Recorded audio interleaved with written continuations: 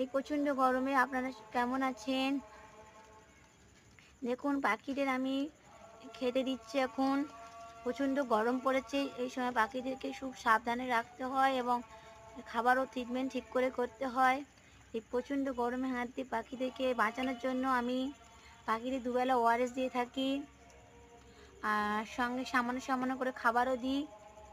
আর এই প্রচণ্ড গরমে পাখিদেরকে গরমে হাত দিয়ে বাঁচানোর জন্য আমি ফ্যানেরও ব্যবস্থা করেছি, সেটা দেখুন ভিডিওতে আপনাকে দেখানো হবে। গাইস দেখুন পাখিদের জন্য আমি গরমে ফ্যানের ব্যবস্থাও করেছি।